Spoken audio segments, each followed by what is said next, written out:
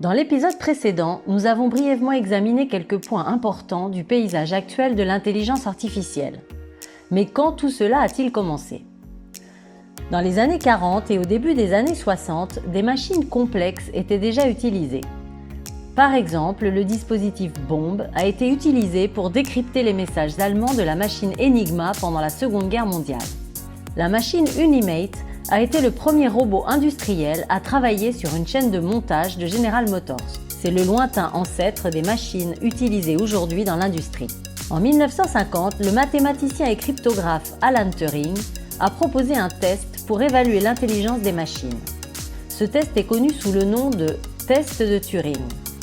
Une machine capable de faire en sorte qu'une personne ne sache pas si elle parle à une machine ou à une personne aurait passé ce test, a déclaré Alan Turing.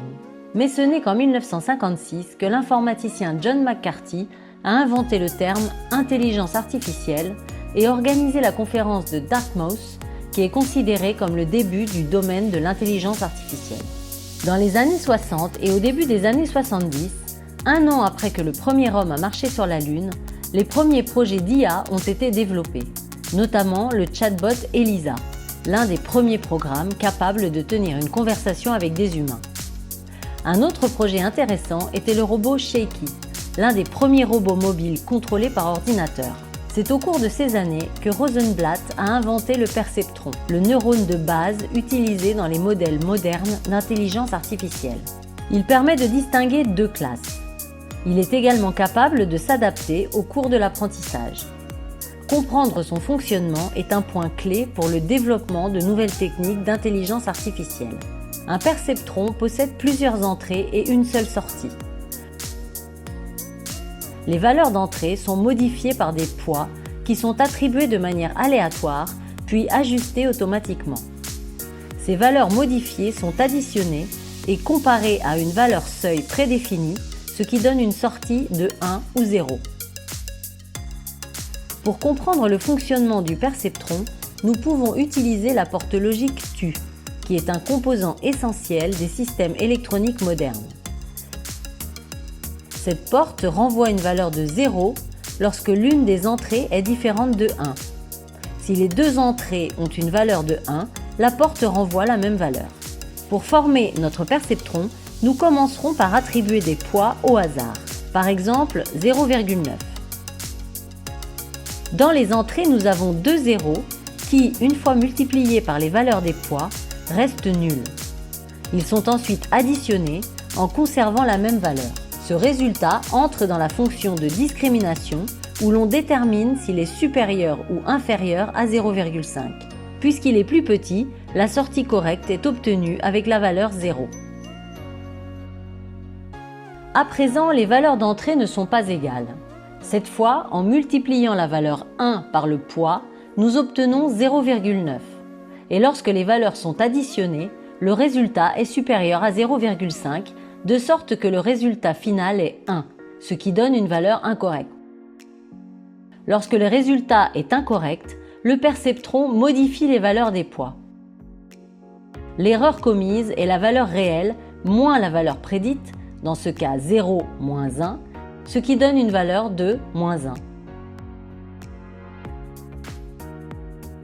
Le poids est ajusté en tenant compte d'un paramètre appelé taux d'apprentissage, qui nous permet d'ajuster la vitesse à laquelle l'algorithme travaille. Pour cet exemple, nous avons fixé le taux d'apprentissage à 0,5. Par conséquent, la valeur du poids ajusté sera la valeur précédente plus le produit du taux d'apprentissage et de l'erreur. Nous obtenons ainsi un nouveau poids de 0,4. Une fois les poids ajustés, si nous répétons les calculs, nous pouvons constater que cette fois-ci, les résultats attendus sont obtenus. Il n'a été nécessaire de mettre à jour les poids qu'une seule fois, mais avec des valeurs initiales différentes du taux d'apprentissage ou des poids, ce processus aurait pu prendre beaucoup plus de temps.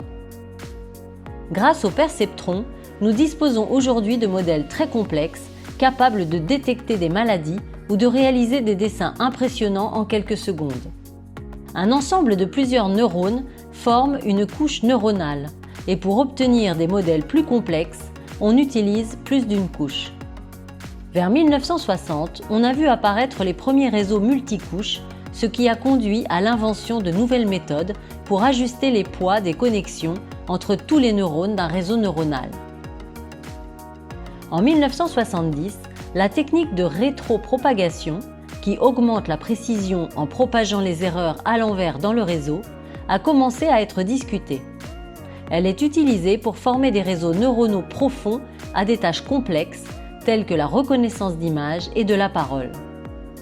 Cependant, ce ne sont pas les seules techniques apparues au cours de cette décennie. L'algorithme K-Nearest Neighbor a également été inventé au cours de cette décennie. Il s'agit d'une méthode qui nous permet de classer ou de faire des prédictions sur le regroupement d'un point de données individuel. Il est utilisé dans la classification des images, l'analyse des réseaux sociaux, la détection des fraudes à la carte de crédit, entre autres. Malgré sa simplicité, c'est un outil très utile et largement utilisé dans le domaine de l'apprentissage automatique. Pour classer la silhouette mystérieuse dans l'un des groupes, nous prendrons en compte le paramètre K, qui indique le nombre de voisins à observer pour prendre une décision. Si nous fixons K à 5, nous constatons qu'il y a 3 capybaras et seulement un chien et un chat.